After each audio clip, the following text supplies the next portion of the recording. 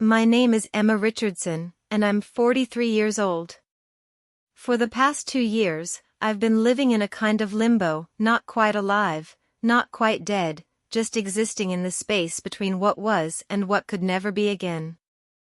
Our house sits on Maple Street in Portland, Oregon, a quiet, tree-lined road where neighbors wave from their porches and kids still ride bikes until the streetlights come on. It's the kind of neighborhood where everyone knows everyone, where block parties happen in the summer and Christmas lights go up the day after Thanksgiving. Marcus and I bought this place 12 years ago, back when we still believed in forever. It's a craftsman-style home with blue-gray siding and white trim, with a porch swing that creaks in the wind. Marcus was supposed to fix that creak. He never got around to it. Now I'm glad he didn't. Sometimes I sit out there just to hear it, because it sounds like a voice, his voice, calling out from somewhere far away. That particular morning started like every other morning for the past 743 days. Yes, I've counted. When you lose someone without explanation, you count everything. Days. Hours. The number of times you check your phone hoping for a message that will never come. The number of times you start to tell them something before remembering they're not there to hear it. I was in the kitchen, wearing Marcus's old Portland Trail Blazers hoodie, the one that still smells faintly like his cologne, even though I've worn it so many times the fabric is pilling at the elbows. The smell is fading now, a little more each day, and I'm terrified of the morning when I put it on and realize it just smells like me. Like laundry detergent and coffee and loneliness. I'd just poured my coffee, black with 1 sugar, the way I've always taken it, when the doorbell rang. I wasn't expecting anyone. My sister Rachel calls before she visits. My friend Beth from Powell's Books always texts first. And the mailman never rings the bell, he just leaves packages on the porch, usually with a cheerful wave through the window if I happen to be looking. But there he was when I opened the door, a young delivery driver, maybe 25, with headphones around his neck and a bored expression on his face. He wore the uniform of one of those generic courier services, not UPS or FedEx, but one of the smaller companies that handle specialty deliveries. He held out a small box, no bigger than a shoebox, wrapped in plain brown paper that looked hand-wrapped, not the kind of packaging you see from commercial shippers. "Package for Emma Richardson," he said, not really looking at me, already glancing back at his truck where the engine was still running. "I didn't order anything," I said, but I took the box anyway. It was surprisingly light, almost as if there was nothing inside at all. He shrugged, pulling out a digital tablet. "Says here it's for you. Can you sign?" I scribbled something that vaguely resembled my signature on the screen. My hands were shaking slightly, though I didn't know why yet. "Have a good one," he said, already turning away, jogging back to his truck, already moving on to the next delivery, the next doorstep, the next forgettable interaction in a day full of them. But this wouldn't be forgettable. Not for me. I stood there in my doorway, the cool October air raising goosebumps on my arms, staring down at the box in my hands. There was no return address. No company logo. No shipping label with tracking numbers and barcodes. Just my name and address, handwritten in black ink on a small white label. And that handwriting. My breath caught in my throat. I knew that handwriting. I'd seen it on grocery lists stuck to the refrigerator and birthday cards tucked into my purse and post-it notes stuck to the bathroom mirror saying "Love you, have a great day." I'd seen it in the margins of books he'd been reading and on the backs of photographs and in letters he'd written me when we were first dating and he'd had to travel to Seattle for work conferences. It was Marcus's handwriting. But that was impossible. Marcus had been gone for 2 years.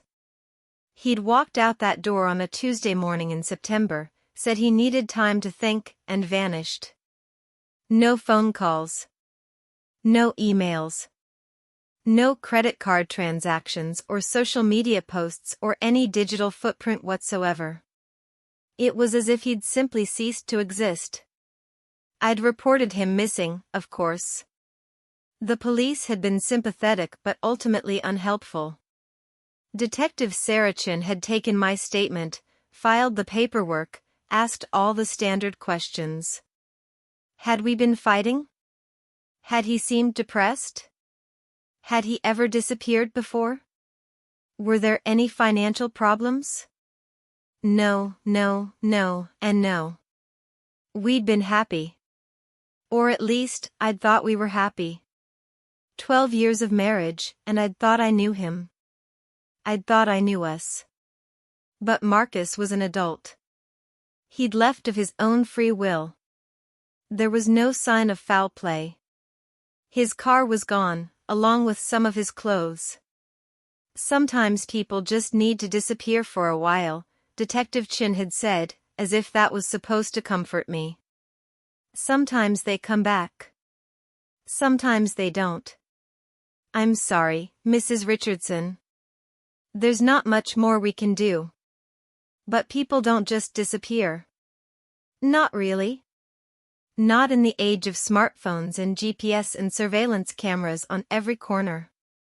Not when they have a life, a wife, a job they've worked at for 15 years, friends who would notice their absence.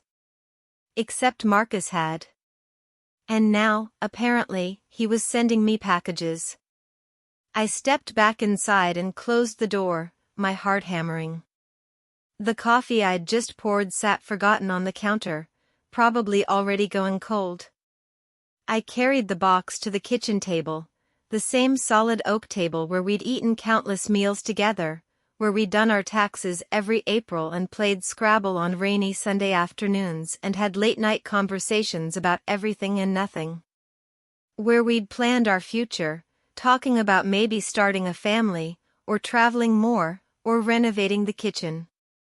All those plans, all those conversations, all those ordinary moments that I'd taken for granted, thinking we had all the time in the world. For a long time, I just stared at the box. Part of me wanted to rip it open immediately, to tear through the paper and find out what was inside, what message he'd sent from wherever he'd been hiding for 2 years. What could possibly justify his silence, his disappearance, the way he'd erased himself from my life without warning or explanation. But another part of me, the part that had spent 743 days building walls around my heart, the part that had learned to function in his absence, the part that had started to accept that maybe I'd never know what happened, was terrified. Because once I opened that box, I couldn't unopen it. Once I knew what was inside, I'd have to deal with whatever truth it contained.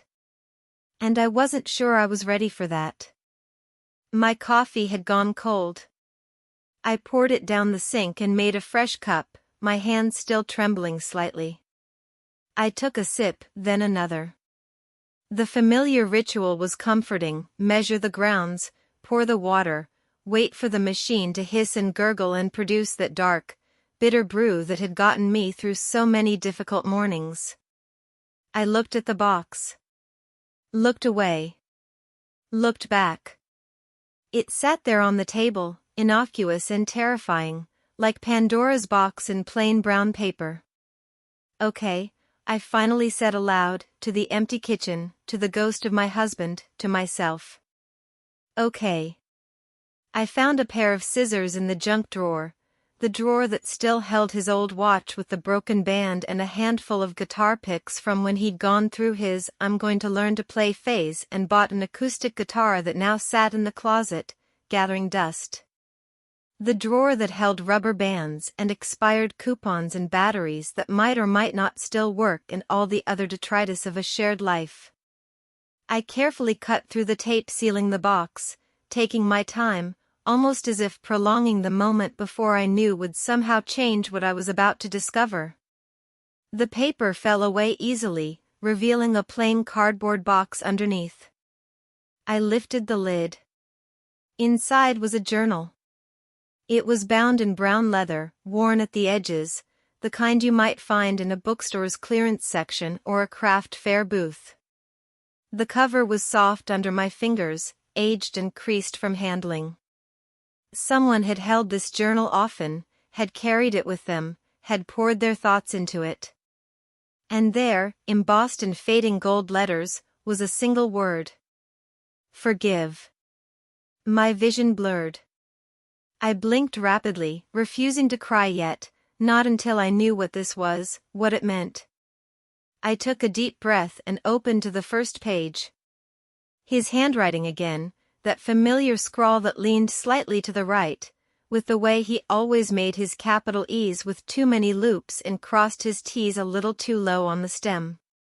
The ink was blue, he'd always preferred blue pens to black, said they felt more personal somehow. Emma. If you're reading this, it means I've finally found my courage. Or maybe I've run out of time. Either way, I need you to know the truth. All of it. Even if it breaks us both. I had to stop.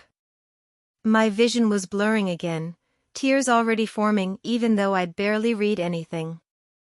I wiped my eyes with the sleeve of his hoodie that I was wearing, that smelled like him, or used to smell like him, or maybe I just imagined it still did, and forced myself to continue. I've started this letter 100 times. 1,000 times. Every version felt wrong. Too formal. Too casual. Too cold or too emotional. How do you explain the unexplainable? How do you apologize for the unforgivable? You probably hate me. You should hate me. I left without explanation, without goodbye, without giving you the closure you deserved. I know what that must have done to you. I've thought about it every single day, Emma. Every single day, I've carried the weight of what I did to you. But I need you to understand, I didn't leave because I stopped loving you. I left because I loved you too much. I let out a sound somewhere between a laugh and a sob. Too much? What did that even mean? How could love be too much? How could loving someone justify abandoning them? I know how that sounds. Like a cliché. Like something a coward says when he's trying to justify the unjustifiable. But it's the truth. Let me start from the beginning. Or at least, from the beginning of the end. Do you remember that Tuesday morning? The day I left? You made French toast. You always made it on Tuesdays because it was my favorite, and you said Tuesdays needed something special since they were the most boring day of the week. You sang along to that Fleetwood Mac song on the radio, Landslide, the one you always get emotional about. Your voice cracked on the high notes, and you laughed at yourself, and I thought, as I'd thought 1,000 times before, I am the luckiest man alive. And then I left. And you probably thought I was a monster. I did. I had thought that. In my darkest moments, I'd convinced myself that he'd been living a double life, that he had another family somewhere, that everything we'd shared had been a lie. In other moments, I'd wondered if he'd been in an accident, if he was lying in a hospital somewhere with amnesia, not knowing who he was or how to get home. I'd cycled through every possible explanation, from the mundane to the fantastical, because the not knowing was worse than any truth could be.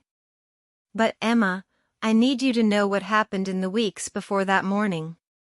The weeks I spent lying to you. Hiding from you. 6 weeks before I left, I went to the doctor for what I thought was a persistent cough. Nothing serious. Maybe bronchitis. Maybe I needed a different allergy medication. Portland's air quality had been bad that summer, remember? All those wildfires. I wasn't worried.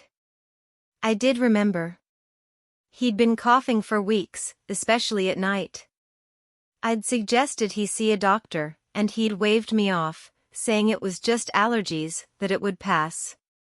And then one day he'd said he had a doctor's appointment, and I'd been relieved, glad he was finally taking care of it. The doctor ordered tests. Chest x-rays. Then a CT scan. Then a biopsy.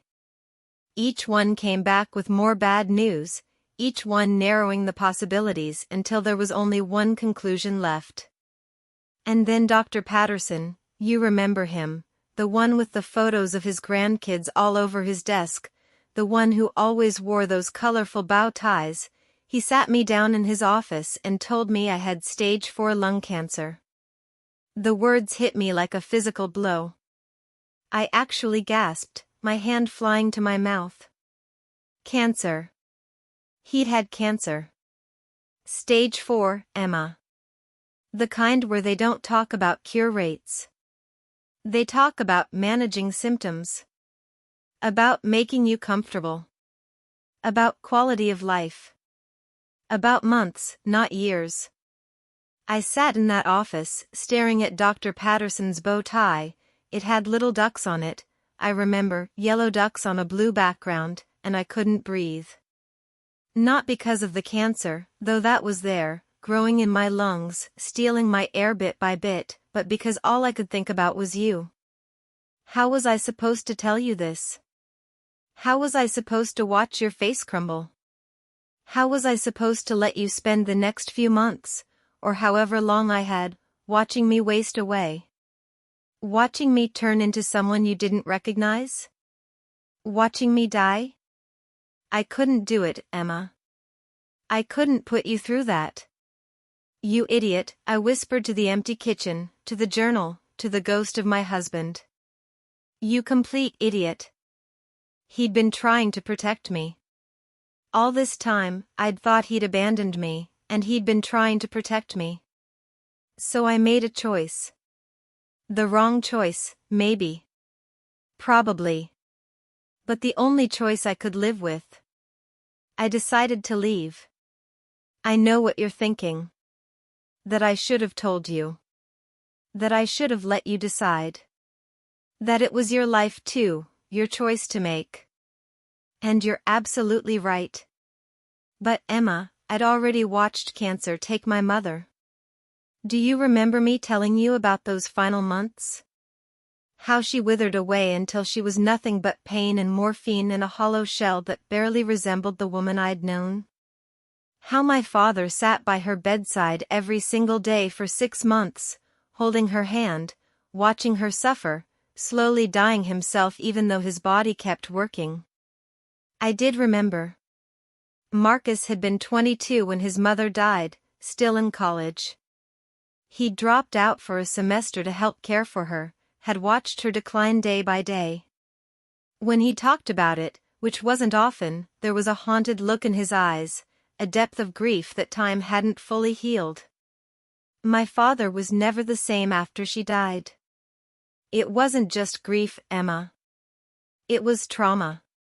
He'd watched the love of his life suffer for months, had felt helpless to stop it, had watched her beg for it to be over. And when it finally was over, I think part of him was relieved, and then he felt guilty about that relief. He lived another 15 years after my mother died, but he wasn't really living. He was just existing. Going through the motions. The light had gone out of him. I couldn't do that to you. I couldn't become that burden. I couldn't watch you sacrifice your life to watch me die. I couldn't let you become like my father, a shell of yourself, forever marked by the trauma of watching someone you love suffer. So I made a plan. I turned the page, my hands shaking so badly now that I almost dropped the journal. I found a place, a small town up the coast, near Cannon Beach. You remember Cannon Beach, right? We went there for our anniversary 5 years ago. Stayed at that bed and breakfast with the really comfortable beds and the breakfast room that looked out over the ocean. We walked on the beach and you found that perfect sand dollar and we ate clam chowder at that place with the red checkered tablecloths. You said you'd love to live there someday. That maybe when we retired, we could buy a little cottage by the ocean. We could watch sunsets every night and walk on the beach every morning and just be. I remembered that. I remembered all of it. So I found a place there. A little cottage, right on the water, just like you imagined. I rented it for 6 months. That's all the time Dr. Patterson thought I had, though I ended up lasting a bit longer. And then, that Tuesday morning, I lied to you. I said I needed time to think. I said I was confused about us, about our life, about what I wanted. I watched your face, God, Emma, your face, and I nearly broke. I nearly told you everything right then and there. But then I thought about the alternative. About you watching me die. About you giving up your life to take care of me. About you bathing me and feeding me and managing my pain medications. About you watching me lose weight and hair and eventually my dignity.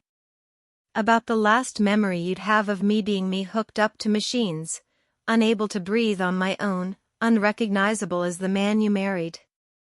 So I left. I got in the car with a suitcase I'd packed the night before while you were asleep. I drove north on Highway 101, watching Portland disappear in my rearview mirror. Watching our life disappear. And I've been here ever since. Living out the time I have left in this little cottage by the ocean. Alone. Except I'm not really alone, am I? Because you're with me every moment. In my thoughts, in my memories, in my heart. I had to stop reading. I couldn't see the words anymore through my tears. I set the journal down and put my head in my hands and cried, really cried, for the first time since he'd left. All this time. All this time I'd been angry at him, hurt by him, wondering what I'd done wrong. All this time I'd been replaying our last conversations, looking for signs I'd missed, clues that might explain why he'd left. And he'd been dying. Alone.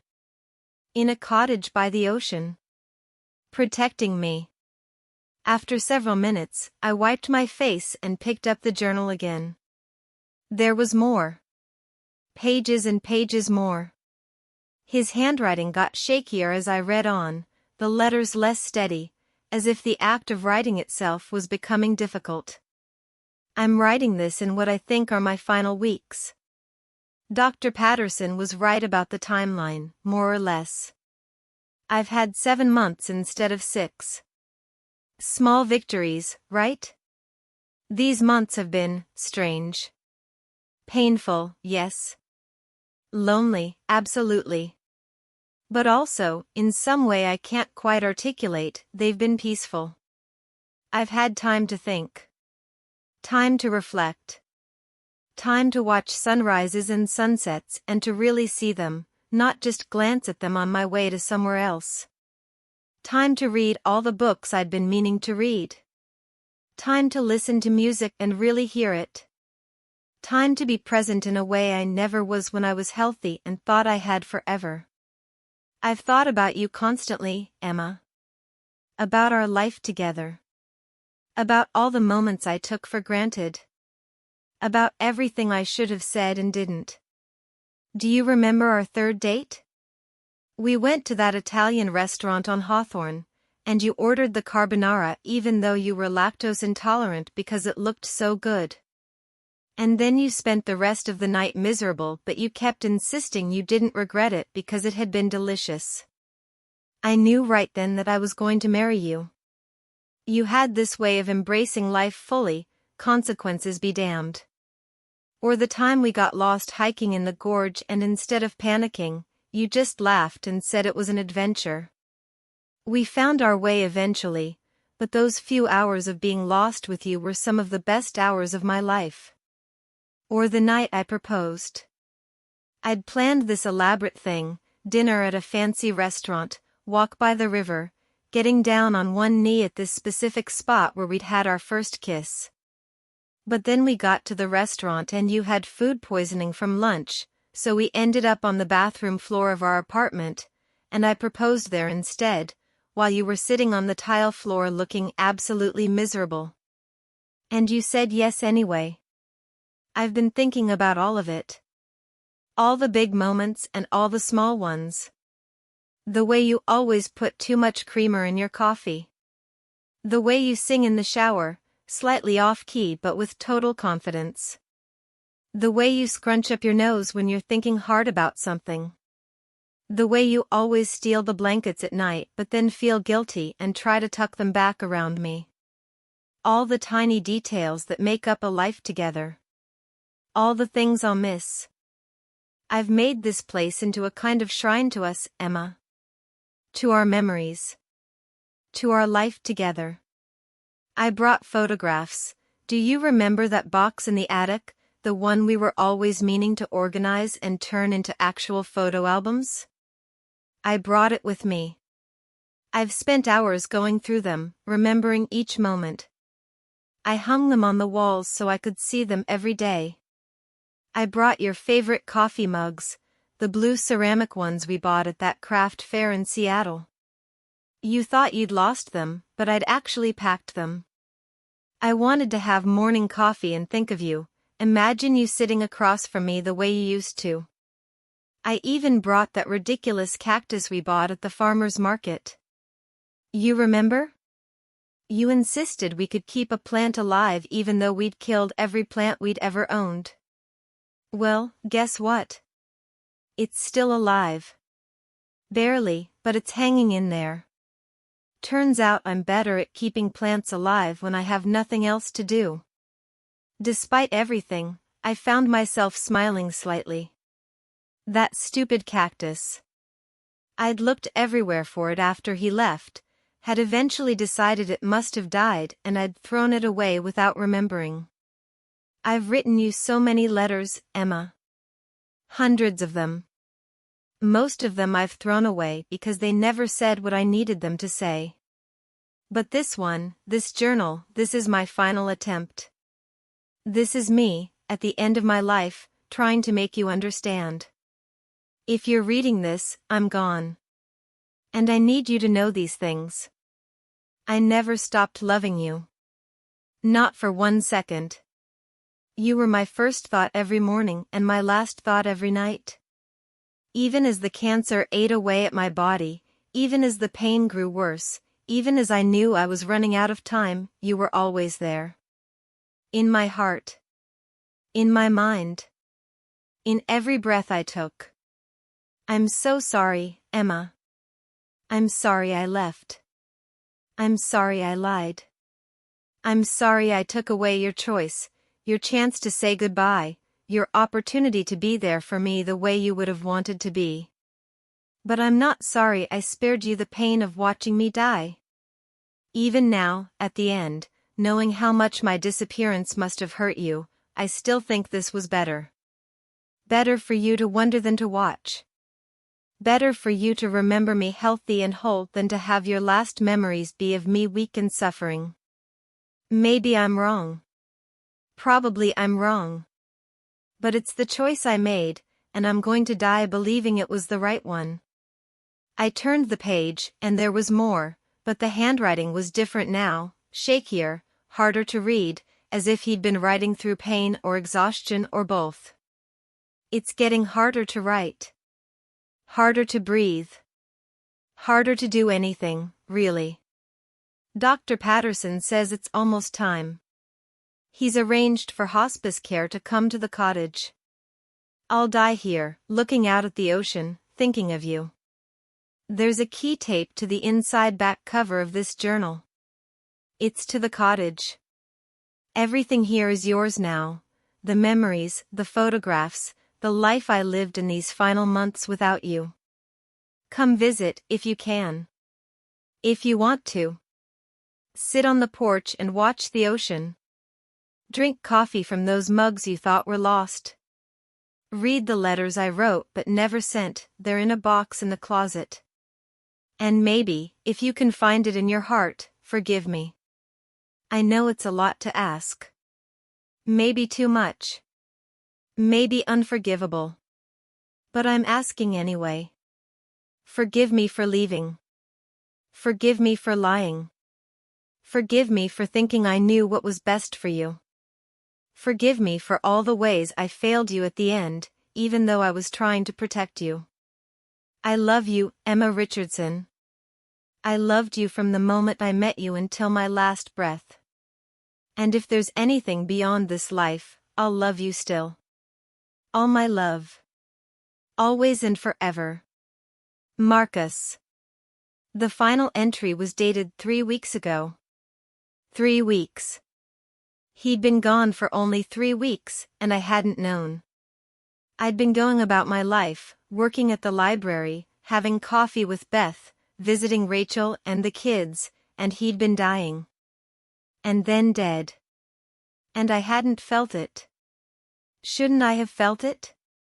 Shouldn't some part of me have known, the way people always say they do in movies, that the person they love has left the world? But I hadn't known. I'd just gone on, day after day, the same as always. I sat there at the kitchen table for a long time, the journal in my hands, tears streaming down my face. The October sunlight moved across the floor as the morning progressed, but I didn't move. I just sat there, absorbing what I'd learned, trying to make sense of it all. Marcus had left me to protect me. He'd died alone to spare me the pain of watching him die. He'd made a choice, the wrong choice, maybe, but one that came from love. And I hadn't known. For 2 years, I'd been carrying the weight of abandonment, the pain of rejection, the confusion of not understanding why. And now I knew. Now I knew everything. Except how to feel about it. I called my sister Rachel later that afternoon. My voice was hoarse from crying, and I'm sure she could tell the moment I said hello. Rachel's voice was immediately concerned. She developed this sixth sense over the past 2 years, this ability to know when I was falling apart just from the slightest change in my tone. What's wrong? What happened? He sent me something, I managed to say. Marcus. Rachel, he was sick. He had cancer. He left because he was dying. Silence on the other end. Complete silence. I could picture her standing in her kitchen, she was always in the kitchen, cooking something, wiping down counters, managing the chaos of her household, frozen in place, trying to process what I'd just said. What, she finally said. What are you talking about? I explained everything. The package that had arrived that morning. The journal. Marcus's words. The cancer. The cottage. The choice he'd made to leave rather than let me watch him die. That son of a bitch, Rachel said when I finished. But her voice wasn't angry, it was sad. Tired. That absolute son of a bitch. He thought he was protecting me, I said. I know. I know he did. But Emma, he didn't get to make that choice for you. He didn't get to decide what you could handle. I know. Do you? Because you sound like you're already defending him. Was I? Maybe. I didn't know. My feelings were too tangled, too raw, too complicated to parse out into something coherent. I don't know what I'm feeling, I admitted. I'm angry. And sad. And I don't know. Relieved? Is that terrible? That I'm relieved? Relieved about what? That he didn't leave because of me. That there was a reason. That it wasn't, that I wasn't. I couldn't finish the sentence, but Rachel understood. Oh, honey, she said softly. You thought it was your fault. I didn't know what to think. I went over everything 1,000 times, trying to figure out what I'd done wrong, what I'd said or didn't say, how I'd driven him away. And now you know you didn't. Now you know it wasn't about you at all. Except it was about me. He left because of me. Because he didn't want me to watch him die. That's not the same thing, Em. That's not you failing.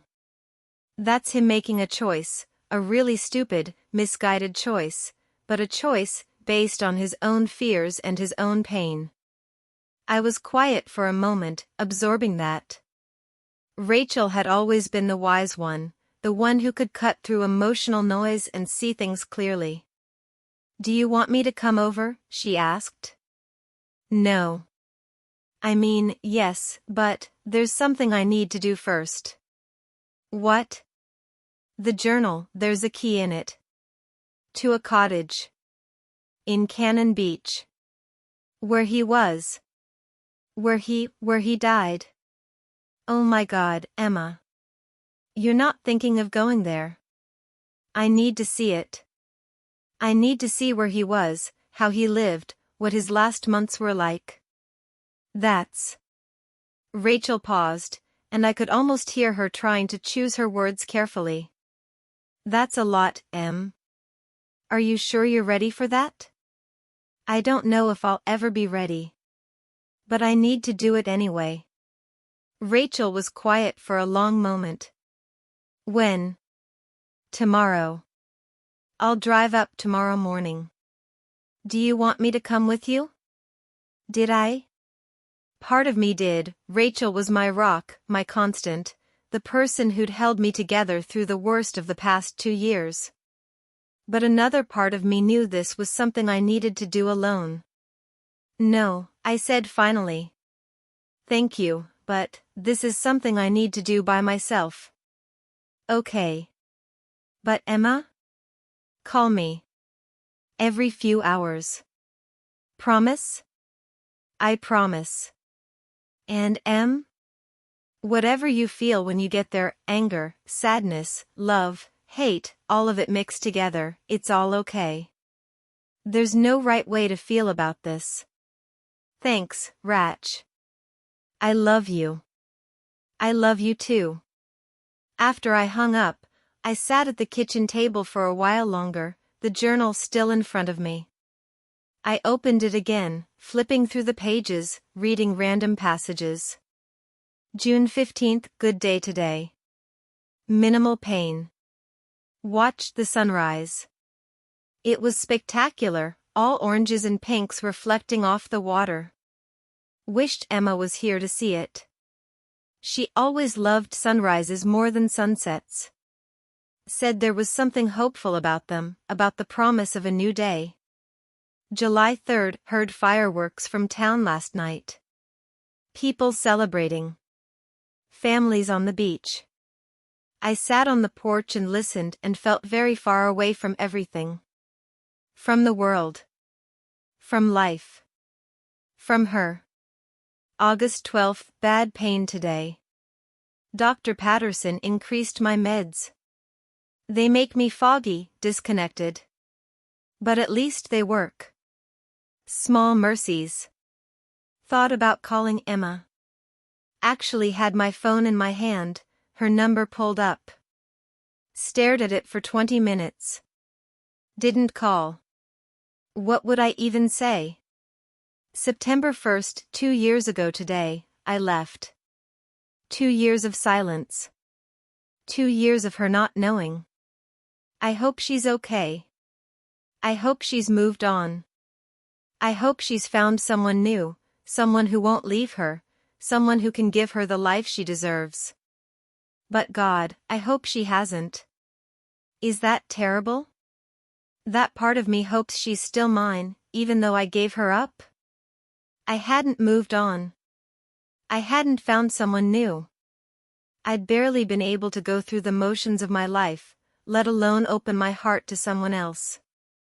There were more entries, dozens more, scattered across the pages. Some were just a few lines.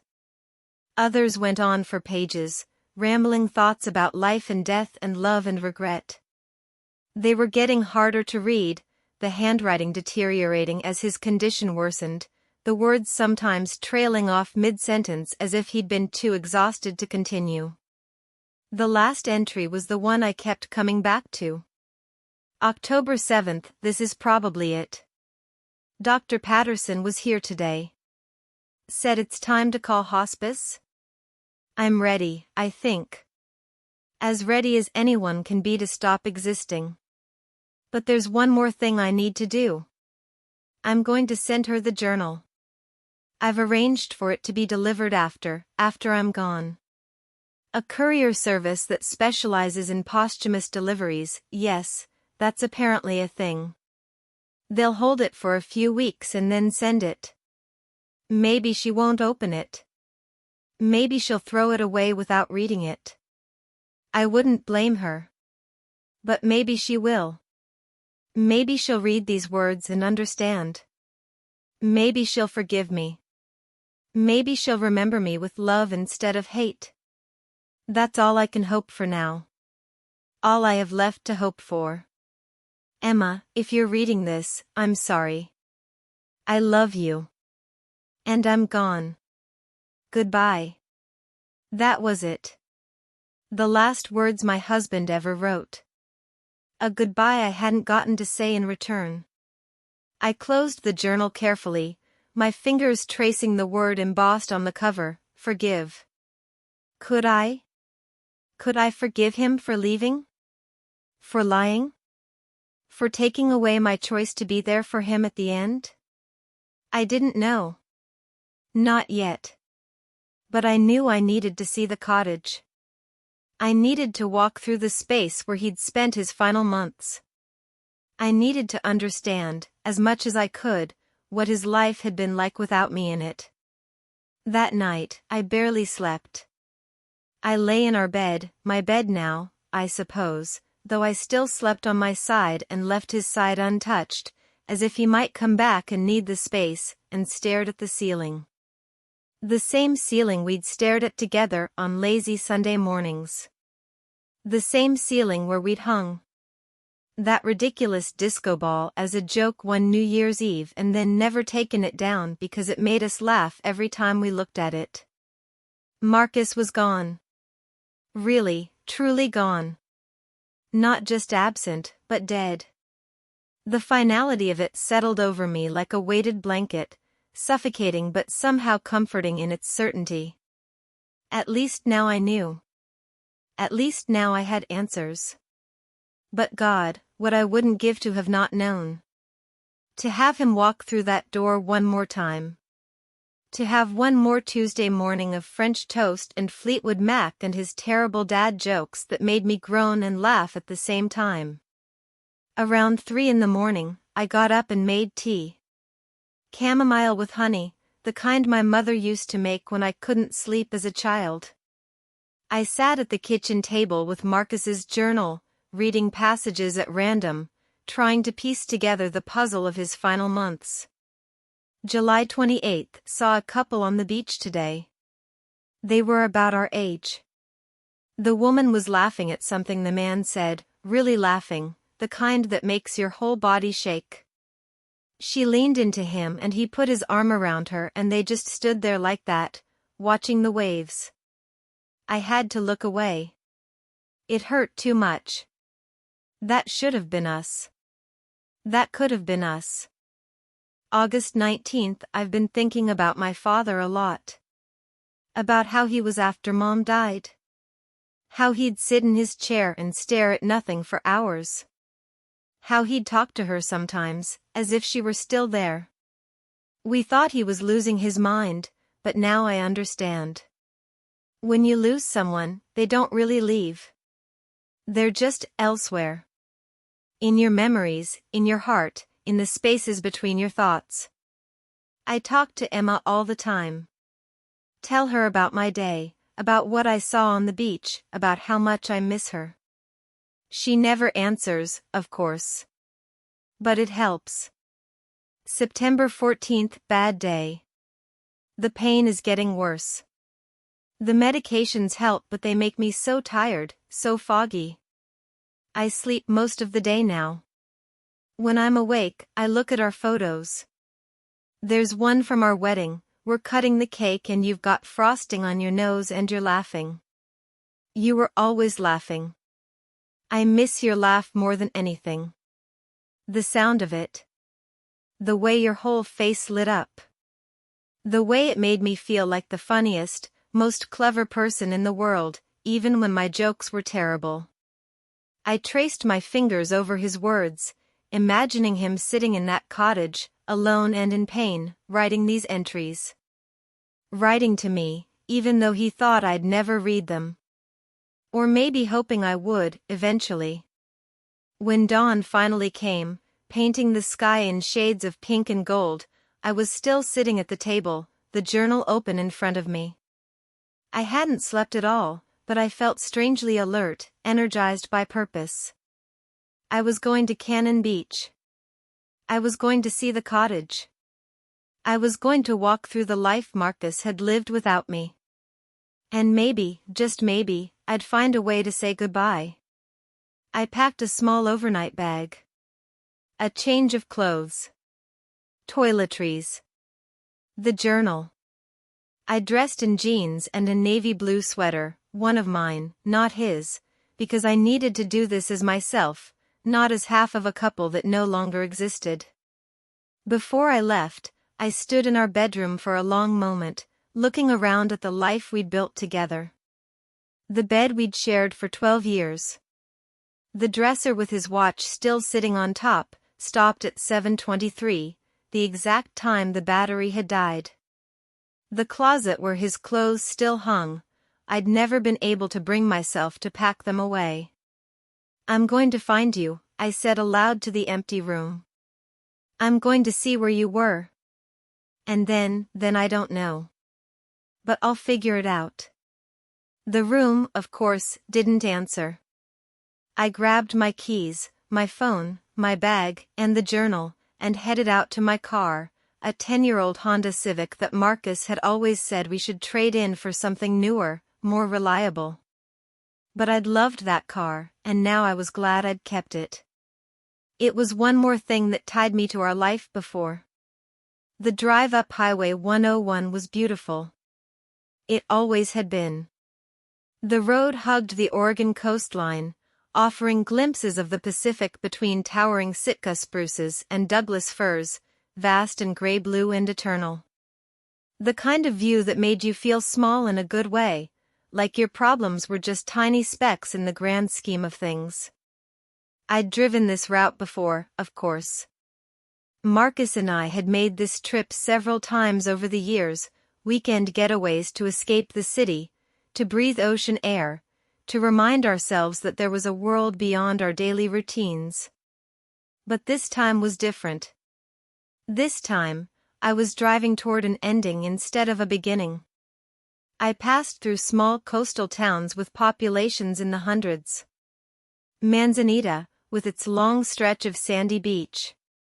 Rockaway Beach, with its quirky antique shops. Garibaldi, with its fishing boats bobbing in the harbor. Towns where everyone probably knew everyone else's business. Towns where a dying man could rent a cottage and slip away quietly, no questions asked.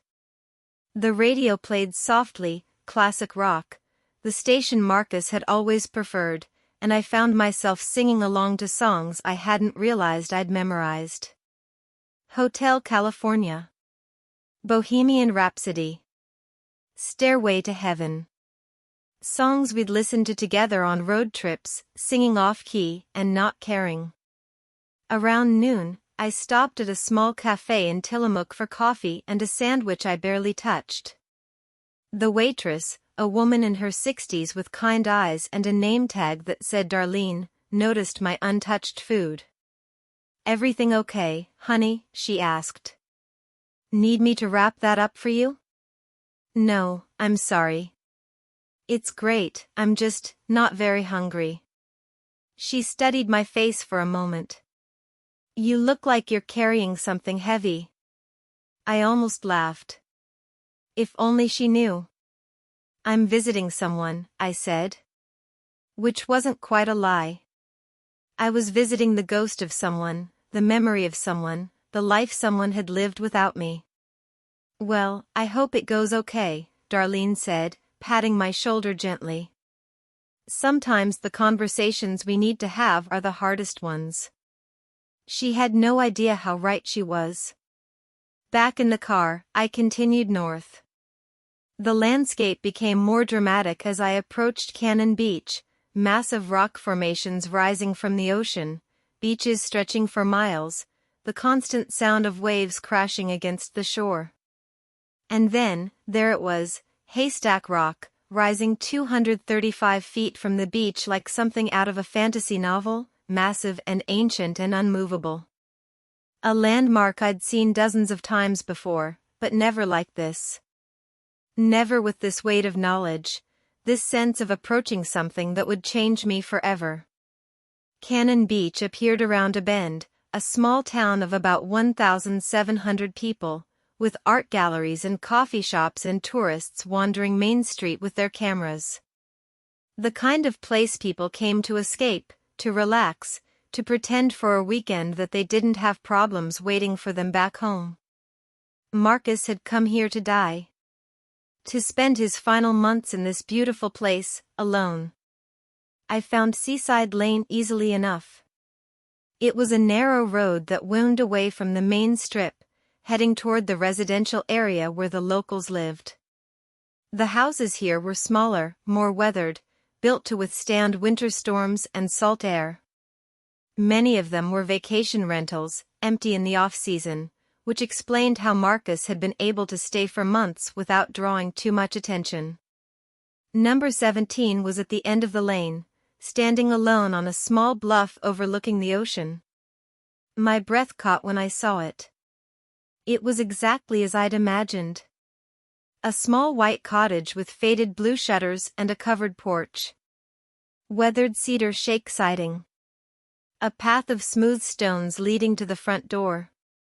A mailbox shaped like a lighthouse, listing slightly to one side as if the wind had been pushing against it for years. It looked lonely. That was the first thought that came to me. The cottage looked lonely, sitting there by itself, facing the vast ocean. Marcus had died here. In this place. Alone.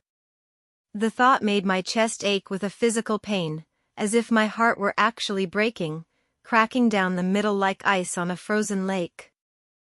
I parked in the gravel driveway and sat for a long moment, engine off, just looking at the cottage.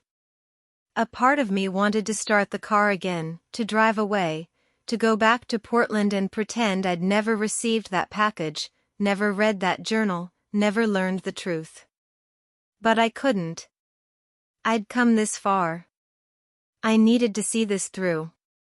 I got out of the car, the October wind immediately whipping my hair around my face. It smelled like salt and seaweed and something else, something wild and untamed and ancient. The ocean had its own scent, its own presence. I could hear the waves crashing against the shore below, a constant rhythm that had been here long before Marcus arrived and would continue long after I left. I took the key from my pocket, the brass key that had been tucked into the journal, and walked up the stone path to the front door. My hand was shaking as I fitted the key into the lock, and for a moment I was afraid it wouldn't work, that this was all some mistake, that I'd driven all this way for nothing. But the key turned smoothly, as if the lock had been waiting for it. The door swung open with a soft creak. And I stepped into Marcus's secret life. The first thing I noticed was the light. The cottage was filled with it, soft, golden afternoon light streaming through the windows, reflecting off the hardwood floors, illuminating dust motes that danced in the air like tiny galaxies. The second thing I noticed was the silence. Not the oppressive silence of our house in Portland, where Marcus's absence was a constant presence, but a different kind of silence. Peaceful. Expectant. As if the cottage had been waiting for someone to arrive and bring it back to life. The third thing I noticed was how much of us was here. I stood in the small entryway, frozen, taking it all in. The living room was small but cozy, with a worn leather couch, the color of caramel, soft and supple from years of use, facing the window that looked out over the ocean. A faded blue and white striped rug covered most of the hardwood floor. A stone fireplace dominated one wall, with a few pieces of driftwood arranged on the mantel. But it was the details that broke my heart. On the coffee table sat our matching coffee mugs, the blue ceramic ones we'd bought at a craft fair in Pike Place Market in Seattle 6 years ago. I'd looked for those mugs everywhere after Marcus left. I'd checked all the cabinets, the basement, even the garage, thinking maybe I'd packed them away and forgotten. I'd been so upset about losing them. They'd been a perfect summer day purchase, handmade by a local artist, with a glaze that shifted from deep blue to turquoise depending on the light. He'd taken them. He'd brought them here so he could have morning coffee and think of me. I picked one up, running my fingers over the smooth ceramic. There was a faint brown ring inside, coffee stain that hadn't quite washed out. Evidence that he'd used them, had held them in his hands, had brought them to his lips. The same way I had, hundreds of times, in our kitchen in Portland. On the walls were photographs. So many photographs. I approached them slowly, as if they might disappear if I moved too quickly. Our wedding day, me in my simple white dress from a vintage shop on Hawthorne, him in the navy suit he'd been so worried about because he thought it made him look too formal. We were cutting the cake, and I had frosting on my nose, and we were both laughing. I remembered that moment. The cake knife had slipped and sent frosting flying, and instead of being embarrassed, we just laughed until we cried. Us on vacation in Maui, our 5-year anniversary trip. Sunburned and grinning, tropical drinks in hand, the ocean impossibly blue behind us. That trip had been perfect. We'd snorkeled and hiked and spent entire days doing nothing but lying on the beach, reading books and stealing kisses when we thought no one was looking. Us at Rachel's wedding, me in a lavender bridesmaid dress I'd hated but worn anyway because Rachel had loved it. Marcus in a charcoal suit, his arm around my waist, pulling me close. We danced that night until the DJ packed up, until we were the last ones on the dance floor, swaying to music only we could hear. Us at Tom's 40th birthday party, making ridiculous faces at the camera. At a Blazers game where we'd somehow ended up on the Jumbotron during the kiss cam, and Marcus had dipped me dramatically while the crowd cheered. At Powell's City of Books, where I worked, standing in front of a display I'd created, Marcus looking at me with such obvious pride. A whole life, documented on these walls. 12 years of marriage, distilled into dozens of photographs. Every major moment and many small ones. All of it here, in this cottage, so Marcus could look at them every day and remember what he'd left behind. I had to sit down. My legs felt weak, unsteady. I sank onto the leather couch, Marcus's couch, where he'd sat for months, and just stared at the photos. In the corner, on a small wooden table, was the cactus. That stupid, stubborn little cactus that refused to die no matter how much we neglected it. We'd bought it at the Portland Farmers Market 3 years ago, from a vendor who'd promised us it was virtually indestructible. We'd named it Spike, because of course we had, because we were those kind of people who named their plants. We'd both been terrible at remembering to water it. I'd thought it had finally given up and died, and in one of my post-Marcus cleaning frenzies, I'd assumed I'd thrown it away. But here it was. Not only alive, but thriving. It had actually grown, putting out new pads, looking healthier than it ever had in our house. Apparently Marcus had been better at caring for it than we'd been together. Or maybe he'd had more time. More reason to pay attention to something living, something that needed him, when he was slowly dying himself. I walked through the cottage slowly, taking it all in. Every room was a revelation, a piece of Marcus's life without me. The kitchen was tiny but clean, with white cabinets and butcher block counters. A single plate and mug sat in the dish drainer by the sink, evidence of his last meal, perhaps. The refrigerator was mostly empty, a few condiments, some wilted lettuce, a half-empty carton of orange juice.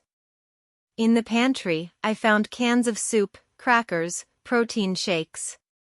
The kind of food you eat when eating is more about staying alive than enjoying the experience. On the small kitchen table was a pill organizer, one of those weekly ones with compartments for each day. It was filled. He must have filled it before he died, a habit so ingrained he couldn't break it even when he knew he wouldn't need it much longer. Monday through Sunday, each day with 4 compartments, morning, noon, evening, bedtime. A rainbow of pills in various sizes and colors.